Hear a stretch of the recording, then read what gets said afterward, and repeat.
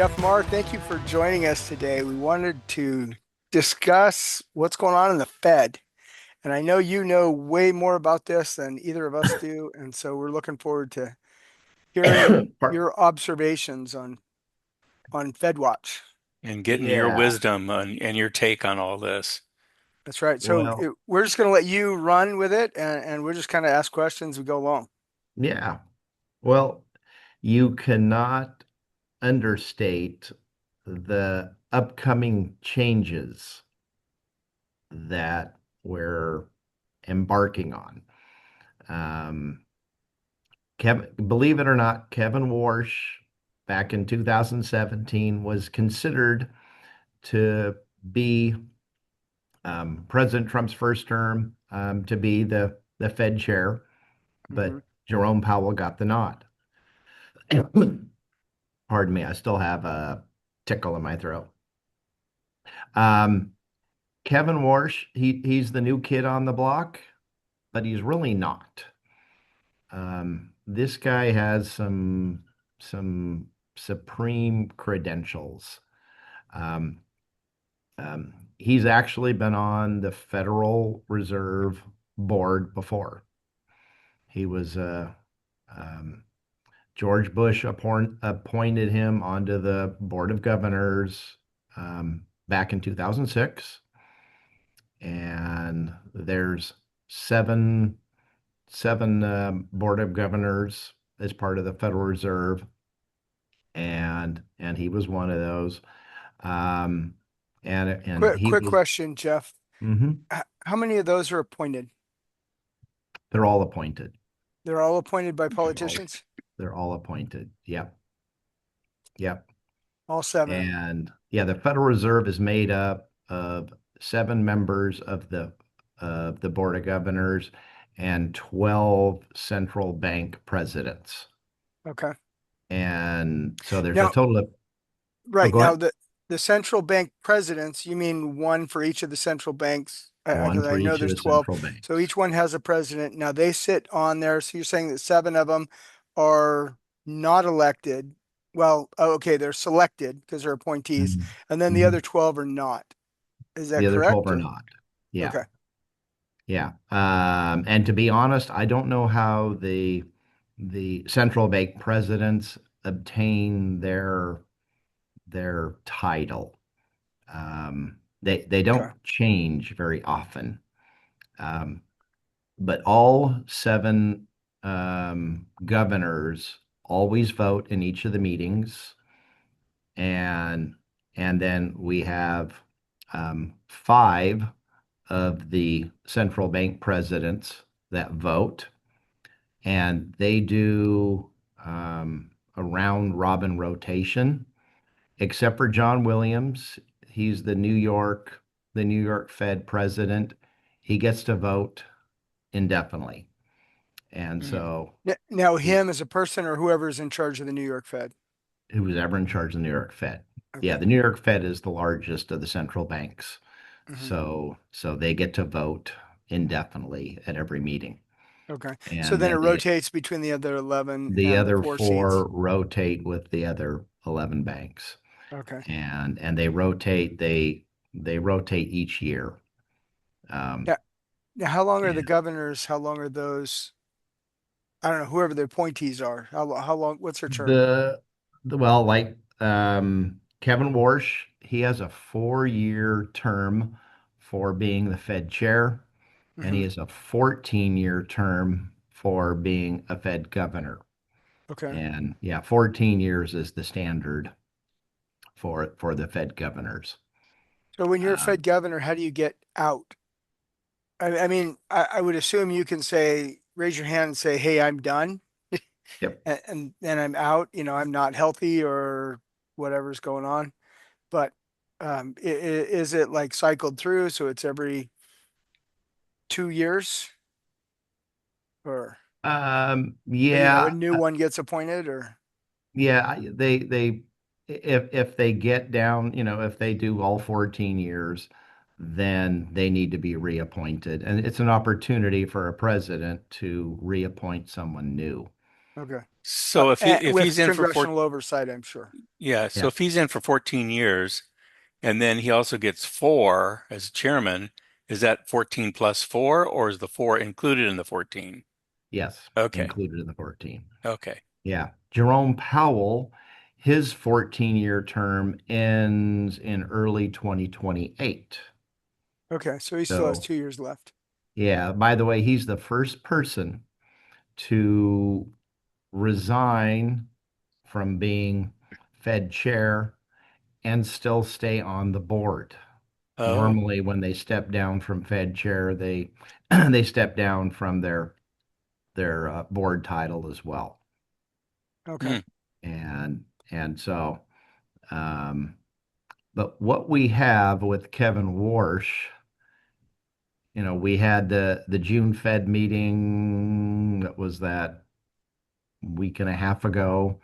Um, and I got to tell you, he hit the ground running. There was rumors about some of the changes he wants to make, Hmm. and part of me wanted to, do some emails to talk about, mention this is what I've heard. The other part of me, I try not to be a conspiracy theorist or be overly dramatic. So I wanted to wait until we actually had the first meeting to do my first update. Right. And he said right off the bat, he basically wants to take um, uh, he's appointing um, committees to to evaluate potential changes, and he wants to look at how they communicate with the public. He wants to You're talking about how the evaluate Fed communicates with how the the Fed public? communicates. Okay. Because right now, and every week I look at the economic reports, and included in that data is um, Fed Fed member speaking engagements. So Okay. it seems like all of the Fed members, to some degree, they're meeting and speaking publicly a couple times a month. Okay. And and Chairman Warsh, one of his philosophies that he's trying to roll out is he wants the Fed to speak less, Mhm. communicate less, do less forward projections, and have the Federal Reserve go back to being, um, not nearly as vocal and be less, um, um, you know, be less of a catalyst for causing rates to move around. Um, and he's one of, again, 11 other voting members. So he's part of a committee. So he needs to be successful in also convincing the other members to go along with his changes. But so far, John Williams has agreed in spirit, at least, to what Kevin is trying to achieve. And, for instance, every quarter the Fed does an SEP, a summary of economic projections. So Kevin Warsh hates this. It has the word projection right in this form. Right. And the heart and soul of the SEP is the dot plot, where each of the 19 members and it's anonymous, but they plot where they think the level of the Fed fund rate is going to be for this Right. year, the next year, and the following year. And Really, they go 2 years out. they go 2+ years out on where they think the Fed funds rate is going to be. So you literally have this graph with 19 different X's in it, and it shows, the different levels of interest rates. So it's a real easy visual way to see what the Fed is projecting over the next 2+ years of where they think the Fed funds rate's going to be. And and Kevin Warsh came out and he said, "I'm not going to put my mark on this form. I don't want to." And it was rumored that he wants to eliminate this this dot plot altogether. Well, it seems like, And I mean, I'm talking from the outside, but I've tried for a long time to understand the projections of markets, which is the real estate market, and it's kind of a crapshoot. But doesn't it also affect the stock market and every other kind of investing vehicle if you have a projection to the future? So now all of a sudden they're assuming that they're going to be on track 2 years from now, but there's all kinds of weird things that get in the way of all that. What Yeah, yeah, kind of this makes is sense? Don't do a projection out front because none of us hold the crystal ball. I mean, maybe 6 months. I get that, but Yeah. yeah, no, I guess I'm saying I don't think that he's wrong in that. I think 2 years is a long way out, and it goes back. I heard when I was studying, investing. It's like, um, what was it? Something like never go against the Fed or something like that. yep, Because the Fed yep, can change, the Fed is the high water and the low water mark, right? It rises or causes ships to rise or fall. And so yeah, irregardless of how fast you're putting around, it's gonna yeah, affect something. most most people that follow the financial markets Yeah, to whatever degree kind of um, give them control of the economy. And they are in charge of monetary policy, controlling how much money costs, what people are gonna what employers are gonna pay, to take out short-term loans. I mean, what the Fed funds rate really means is it's the rate that banks borrow from each other to cover overnight loans for reserve right, requirements. right, And and the reason why there's a range right now, the Fed funds range is 3.5, 3.75%, is if you're a central bank and you have excess reserves, so you want to actually earn interest on those reserves, then you can lend it back to the Federal Reserve and you'll get 3.5% interest. And of course, if you need to borrow because you don't have enough liquid funds in your institution and you need to borrow from the Federal Reserve, then you pay 3.75%. right. That makes sense? Hmm. Yep. Yep. Okay. And and so yeah, so I mean I gotta say this is one of these in looking at Kevin Warsh and the things he's been involved in. Um, he is definitely a financially intellectual person. He's a thinker and he's an analyzer. And so these different committees he wants to form to investigate how they do their business, you know, makes a lot of, how do you argue against that? Hmm. Right. Now, Um, is it how the Fed does it? I assume that it's analyzing different parts of the economy or something. I mean, tell me yeah, if I'm wrong. it's And then once you understand that, integrating how the Fed is going to interact with that from a policy standpoint. Is yeah, that is that I correct? gotta say there are, every month there is 40 economic reports that come out, Hmm. to the public. And then, if you go behind the scenes, there's plenty of other economic reports, many through the uh, the St. Louis Federal Reserve, or Fred, which I think Joel, you're familiar with. Love their And website. yeah, yeah. So there's all kinds of data that they have access to. Yeah. Um, So, Jeff, the here's a question. When you say investigate, what pops into my mind is investigating fraud, um, bad dealings, etc. Is that one of the things that he's looking at, or is it just the way they're doing business and trickle out the info?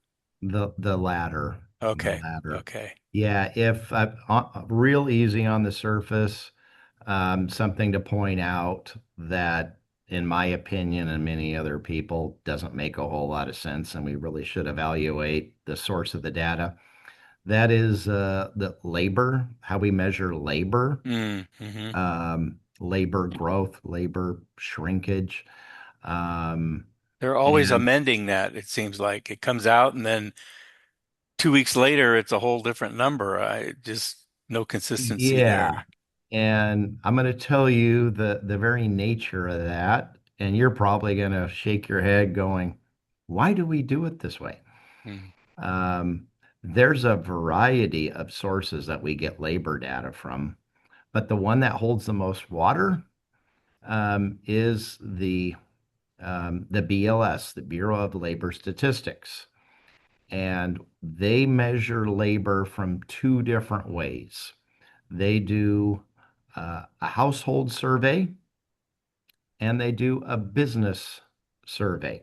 mm, And they reach out. I don't believe they use email. They still make phone calls.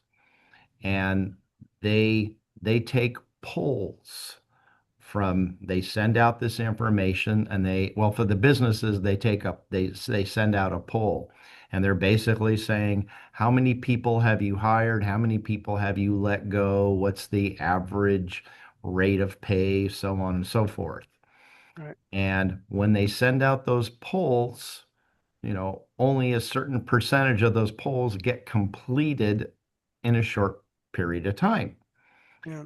And but that is, we share that information at the very first part of the month for what happened in the prior month. So we're going to get June's figures actually on Thursday of next week because Friday is a federal holiday that we're Mm. taking off for 4th of July. And so we're going to see the first round of submissions for the polls that were sent out.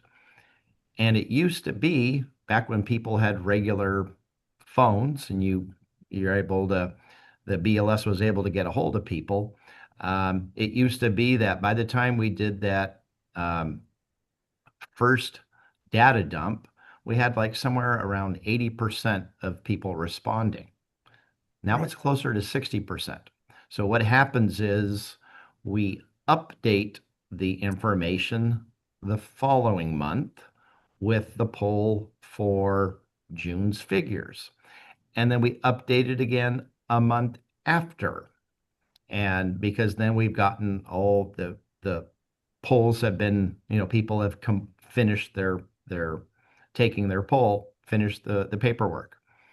We're finding out that the initial data was adjusted tremendously. If 120,000 jobs were reported to be created, maybe by the time we get the second um, amendment, then it might be down to 40,000 jobs. Right. And the headline makes all the news. The adjustments tend to not make the news. Yeah. Nobody really So cares it about what sounds happened like 2 months ago that they're readjusting. so it sounds like someone is making up numbers No, they're not making up numbers. It's or just just where, making it look better than what or whatever they're yeah, doing. we're using an abacus when a computer had been available for many, many years. That's kind of the easy Yeah. way to describe it. Okay. We Well, Mike, have it's similar. Mike, it's similar to like when I take stats. If I take it right at the end of the month, all the numbers aren't in. And Hmm. so when all the numbers come in, that's why usually, Ryan and I were talking about doing it at the 10th or after in the month because you still have sometimes 3 to 4% of the numbers that haven't come in yet. And if you have 40% of the numbers, that's huge. Like, Hmm. Yeah. because it'll change sometimes 3, 4% on just in price or So, so when the numbers come out early like that, is that a good thing or a bad thing? Because there's not consistency. Should that be totally eliminated and then it should just go to when the real numbers are out by the mid-month for the previous month? I mean, Well, I don't know. That's the way you normally yes. run stats is once you get the final numbers, which is not always at the exact end of the month because it has to trickle through the process. yeah, Yeah. So what Kevin Warsh is investigating is how do we go about, are we going to change the way we collect data? And how do we go Okay. about doing that? And the last thing in the world you want to do is change the way we measure jobs that we've been doing the same way for decades. Because when we do decide to make that change, then we're going to have a period where we're going to lose continuity of information because, we made a significant adjustment.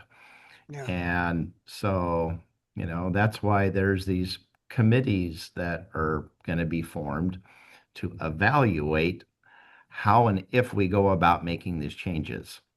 And because one thing Kevin Warsh is, he's made it very, very apparent is he doesn't want to be backward looking in general. The Fed has been data dependent, meaning we need to see the data first and then we'll make our decision. Hmm. And you have elements of the stock market that are very much forward. Matter of fact, you can make the argument the stock market, for the most part, is forward looking. You Hmm. know, right, anyone who buys a stock is placing a bet now on what the value of the stock is going to be 6 to 9 months from now. Hmm. right. And that's why when a quarterly report comes in, the company may have had blockbuster earnings the prior quarter, but if they make comments going forward that appear to be negative, then the stock reacts that day. The sell-off occurs. Even though they had blockbuster earnings, that's one of the elements of the stock market that is very, very confusing for anyone that's really not uh, a participant. Yeah. And so, what Mr. Warsh is looking to do is just, again, evaluate how they've been doing business. So, he's wanting to, you know, turn turn the card upside down. Let's let's see if we can make some improvements and become more forward looking. We got So, this company called ADP. They do payroll. They're one of the biggest payroll companies in the country. yeah, We get data from them every month, yet for the most part, their data kind of flies under the radar because they're not the BLS. right. And they measure, you know, they're showing, you know, data from hundreds of thousands of employers, and they can do things real time. And so to me, we want to, make some improvements to the system, use the companies that are already measuring data, and rather than do these surveys. And but Well, again, that might be a control issue, Jeff, because yeah, the country changes its policy or changes the way it does numbers. All of a sudden, it throws a kink into what the yeah, government's doing. yeah. Which of these new areas, facets, do you think is going to be the most changing? Is going to have the most dramatic shift? What's your opinion? Um, it's been rumored that as far as measuring inflation, Hmm. Um, you know, if you pay any attention to what the Fed uses to measure inflation, you'll hear the PCE is their favorite gauge, the personal consumption expenditures. That differs from CPI in that CPI measures the same basket of goods each and every month. Not Right. necessarily what people bought, but out of those 70,000 plus products, here's the changes that were made with pricing. Right. Whereas personal consumption expenditures actually shows what did people actually buy.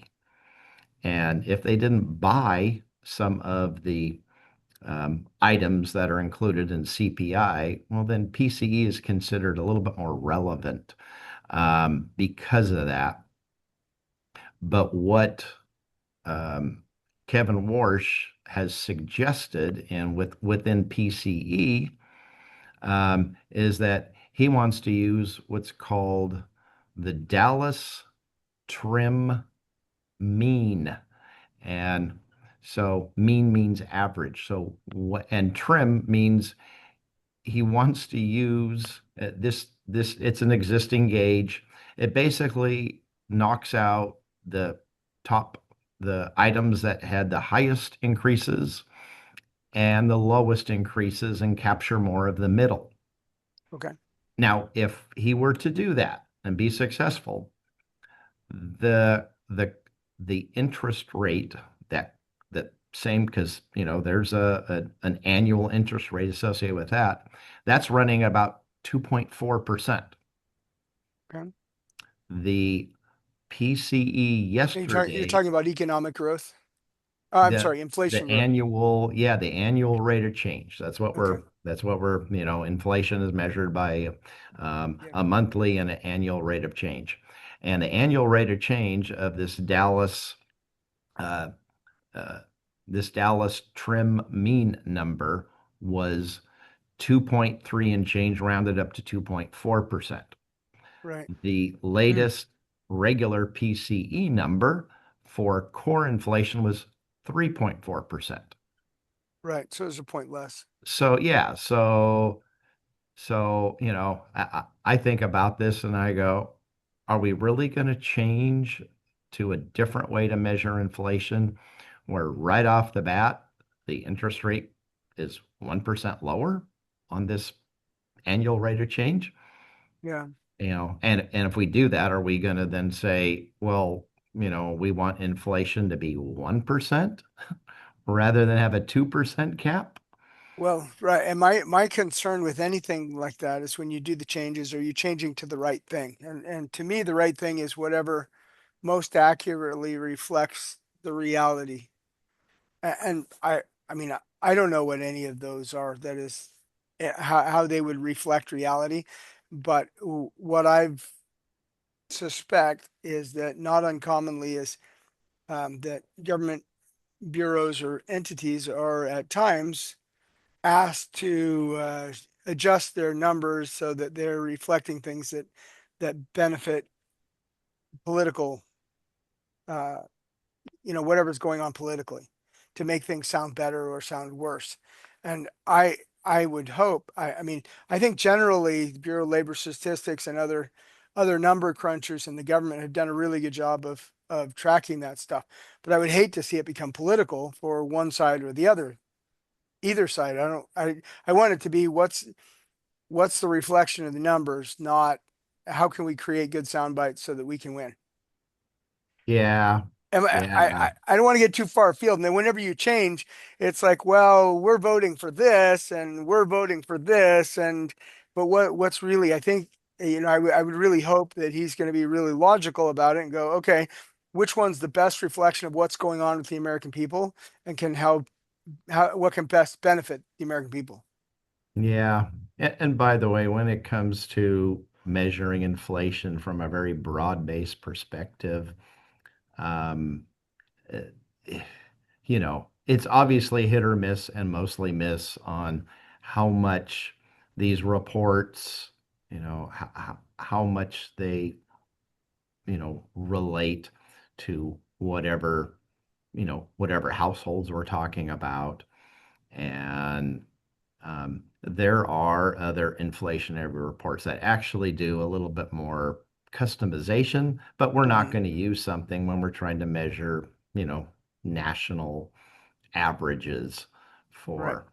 for this. And I did Well, a and I do agree from what we were talking about. I think that the government needs to do their own numbers so that they're not.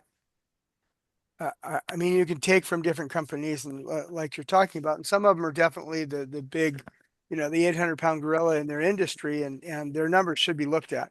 They shouldn't be Hmm. ignored. yeah. But by the same token, those numbers shift over time, just like you're saying, as at the beginning. Is sometimes what works now won't work in a decade and a half, and especially with the uh, I want to see the environmental change of like with AI and computers.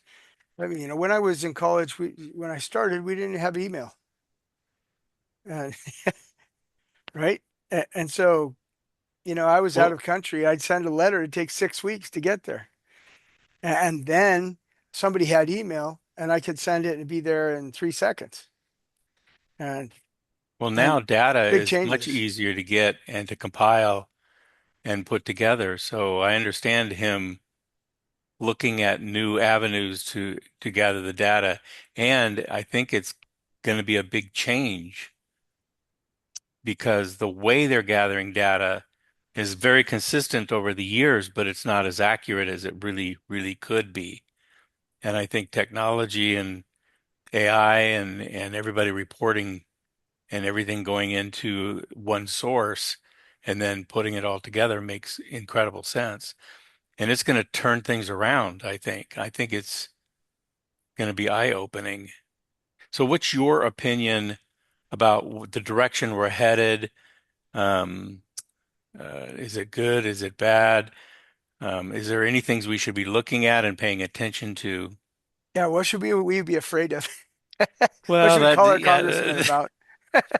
the negative side. I think it's more Just kidding. positive than anything, but Yeah, I'm optimistically positive. I think that's a redundancy. Um, but yeah, I don't have any I just know we have the potential to have things really change, Mhm. and I think it might be I, I'm I'm an analogy person, maybe an analogy addict, and I've already concocted the easy way to kind of visualize what the changes might look like is pretend that you've been going to this restaurant, is world renowned, and it has a couple famous dishes, and that world famous chef has left the restaurant. Maybe he's passed mm, away. And there's a new chef that has all these different ideas. He graduated from culinary school, top of his class. What is going to happen with that restaurant and the reputation of those meals? Are they going to be highly coveted? Is that restaurant, what's going to happen when, with that being the case, that, Right. is that chef gonna decide, nope, I hate those meals, here's the new ones, or is he gonna, gently modify the recipe? Is he gonna do his best to keep everything the same for the while? Boy, we don't know. All we know is that the potential for having modifications has probably never been this great. yeah.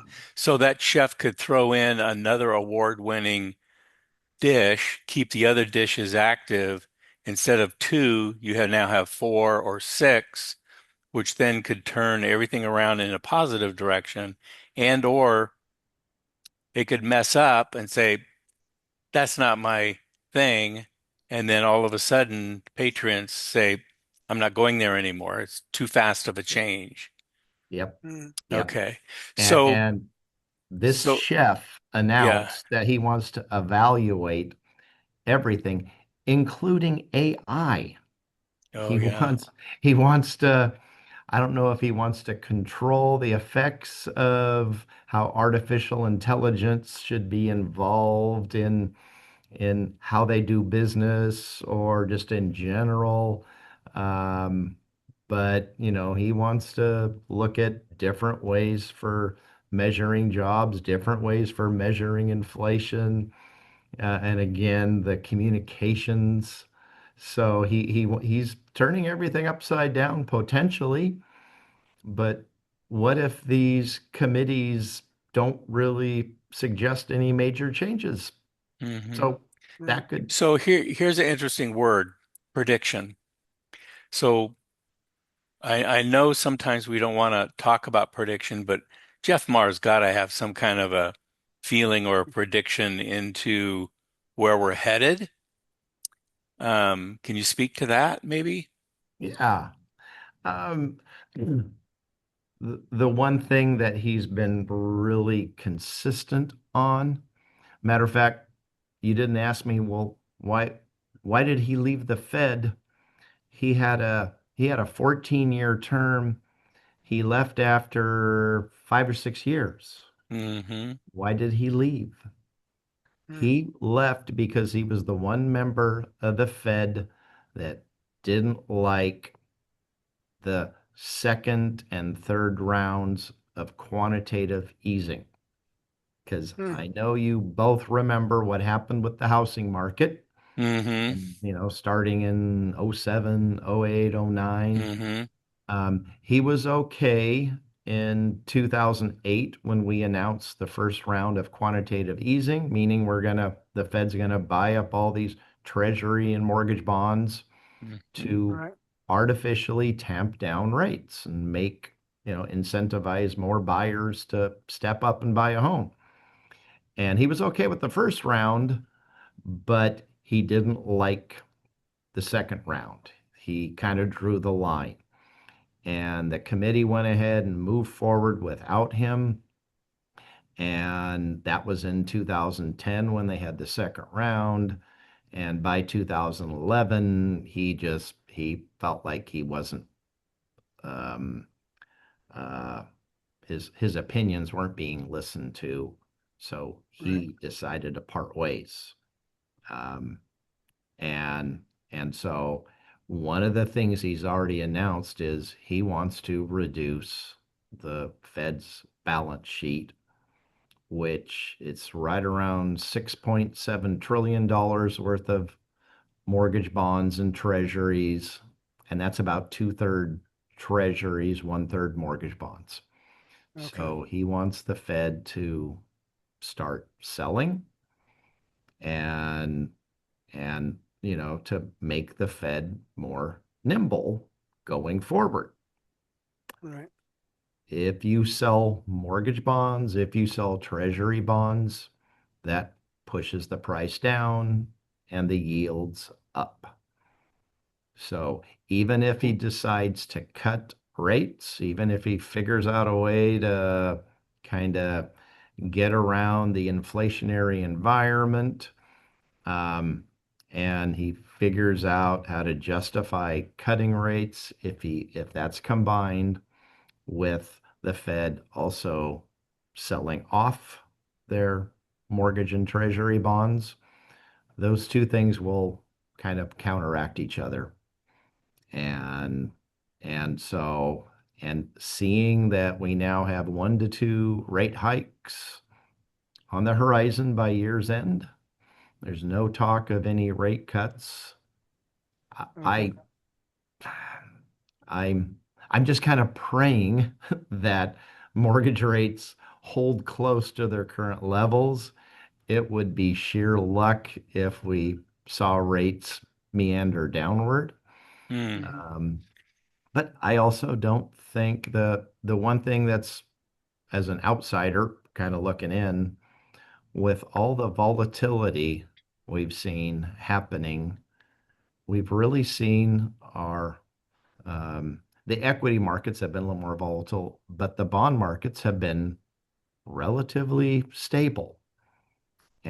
Mm. And you could easily make the argument that we should be seeing 10-year treasuries, with the five handle, starting with the getting into a 5% interest rate. They're now below 440. And so they've been showing strength in, you know, so that is a sign that we still have plenty of investors wanting to step up and buy this country's bonds. Okay. And So if we look at the mortgage rates, the interest rates, I mean, we're all in real estate, so that's important to us. Obviously, the Fed rate really doesn't have any correlation to mortgages, but it does affect it emotionally. There was that's a a good way of guru putting it. that, Yeah. yeah, there was a guru that Joel and I know, and in 2007 and 8, he made a prediction, and he predicted that at some point in time in the future, the mortgage rates, the first digit was going to be a two.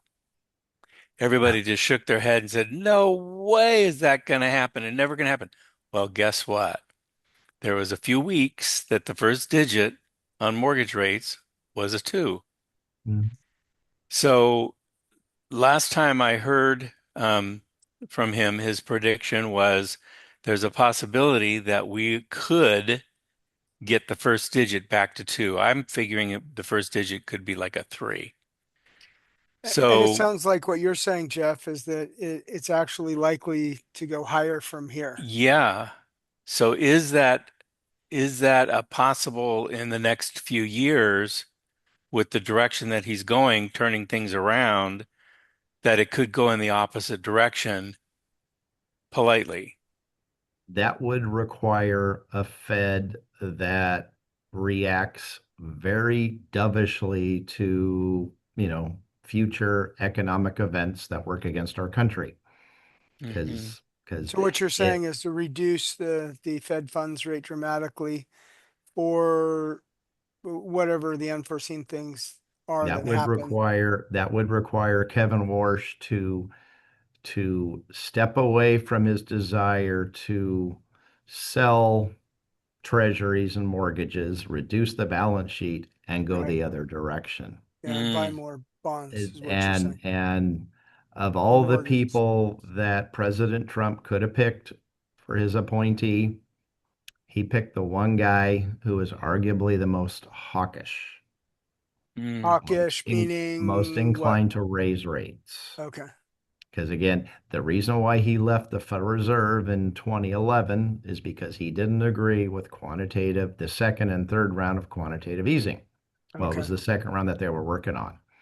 So the rest of the Fed wanted to really step up and and and make it really, really easy for home buyers to get into a mortgage and did their best to drive rates down.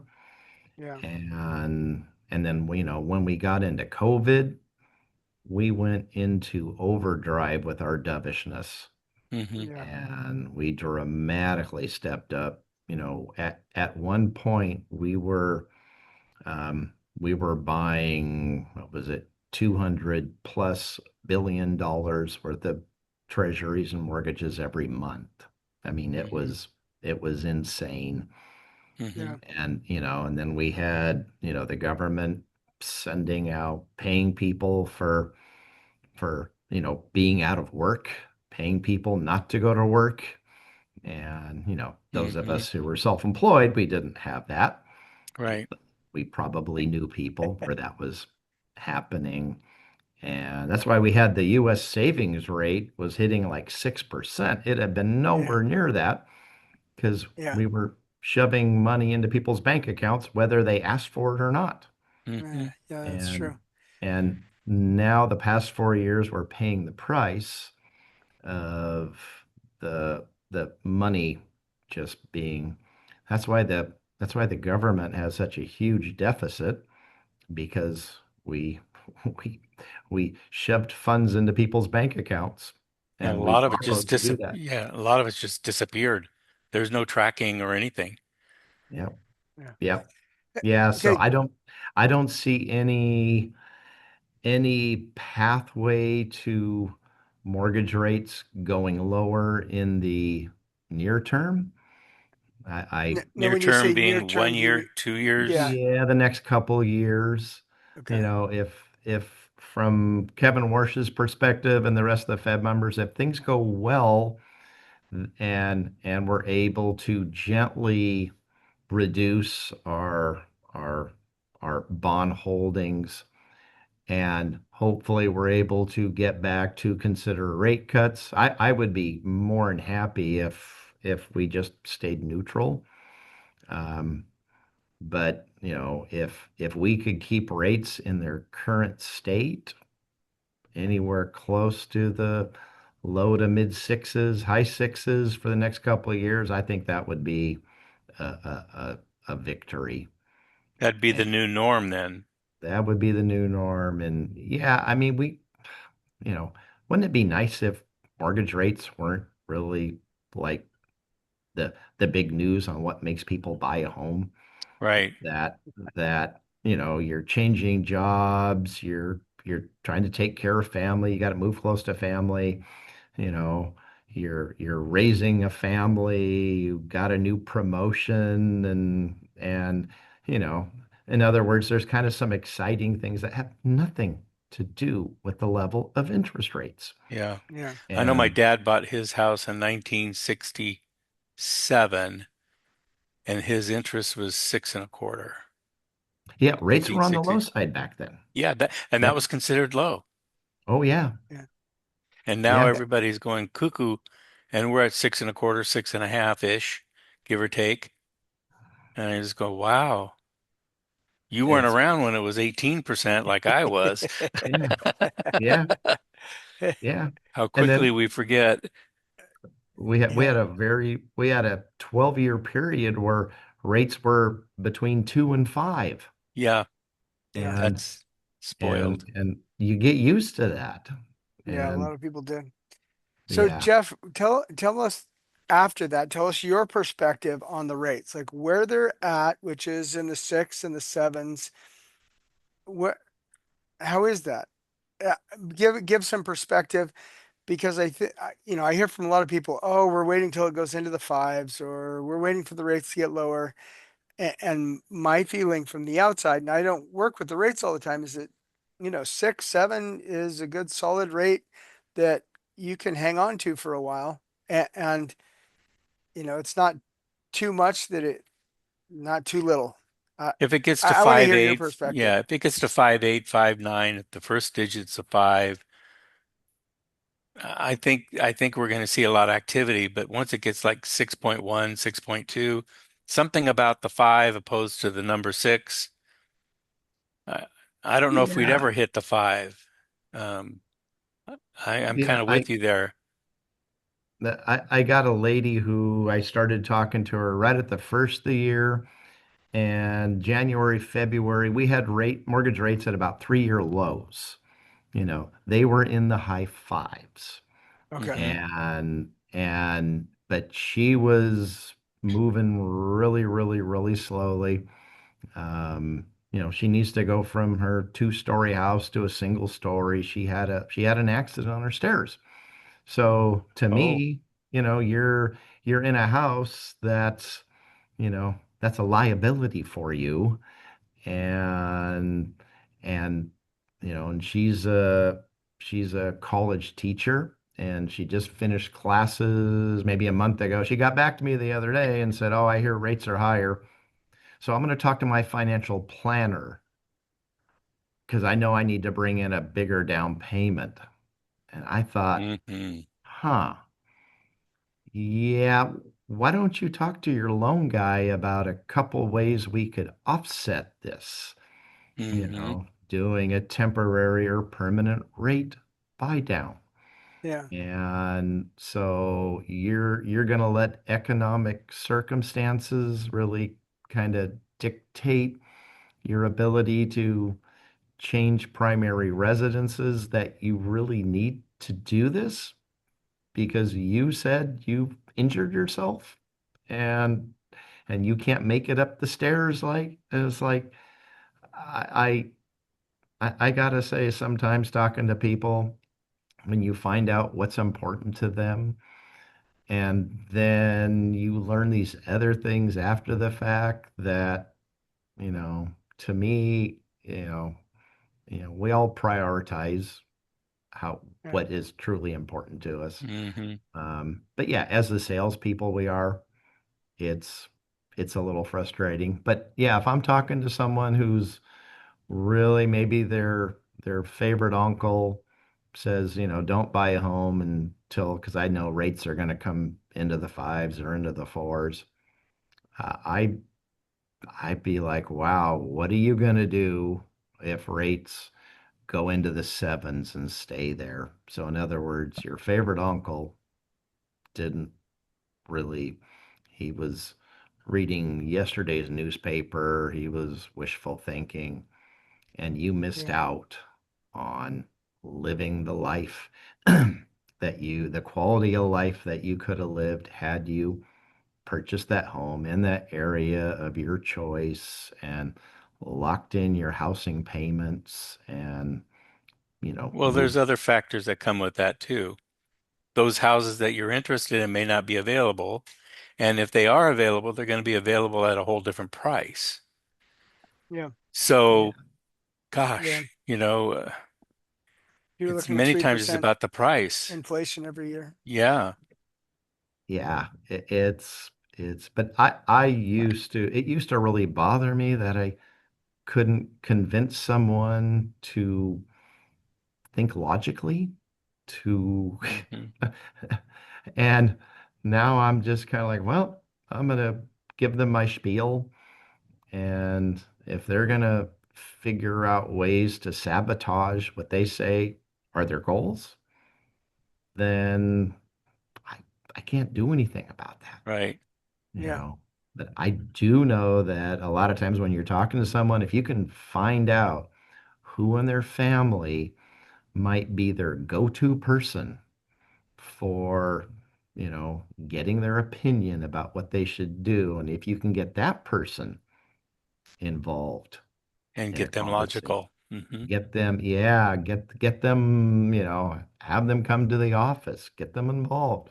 If they end up saying, I only do what my Uncle Jimmy says I should do, then okay, how do we get Uncle Jimmy involved?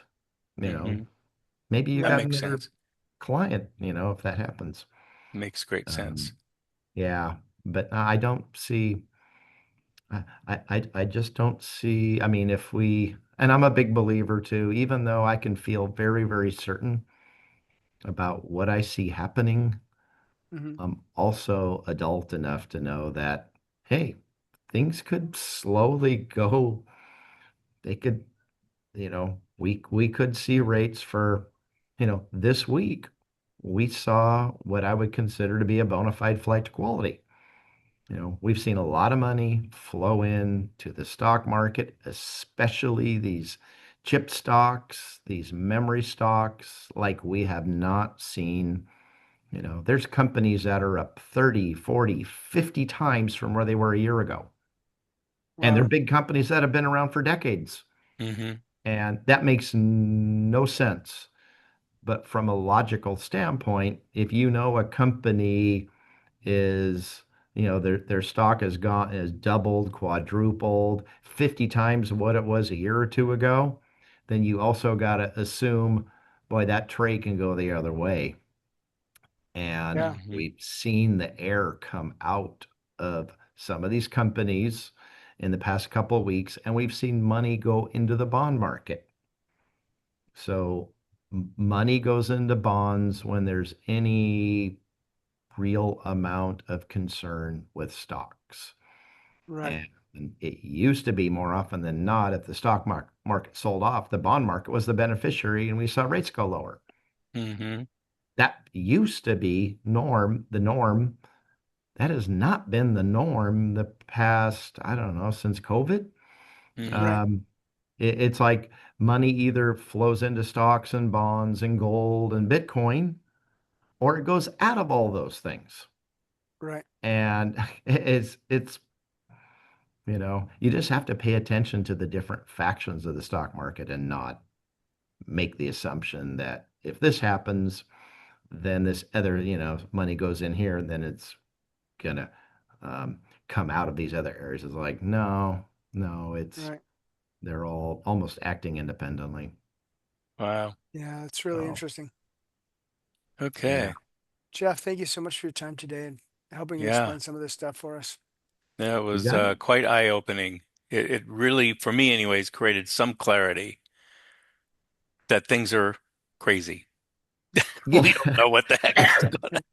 they're they're definitely crazy. When it comes to the Fed, boy, I'm a student like anyone else, and I'm more of a student now because I'm expecting to see the wheel get reinvented Yep. over the coming months and what that entails. And but You're a yeah, professor. Thank you, yeah. Professor Marr. Oh, Yeah. we got a super sharp guy leading the Fed. Yeah. So That's yeah. great. Good to Well, hear. that's good news. That's good to hear. All right, gentlemen. Okay. Well, thank you very much, Jeff.